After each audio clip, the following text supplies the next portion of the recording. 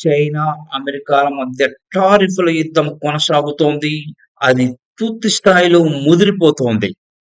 తమ దేశంపై ట్రంప్ విధించిన 34% సుంకాల నిర్ణయాన్ని వెనక్కి తీసుకోవాలని అమెరికా అధ్యక్షుడు ట్రంప్ చైనాకి హెచ్చరికలైతే జారీ చేశారు. లేని పక్షంలో చైనాపై అదనంగా 50% పన్నులు విధిస్తామని హెచ్చరించారు. దీనిపై 48 గంటల డెడ్‌లైన్ కూడా విధించారు. ట్రంప్ వార్నింగ్‌ను చైనా చాలా లైట్‌గా తీసుకుంది.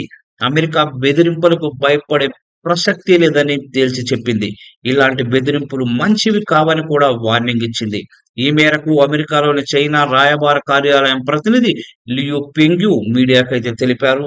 ట్రంప్ తారిఫ్ ఒత్తిడి, బెదిరింపులకు లొంగబోమని ఆయన స్పష్టం చేశారు.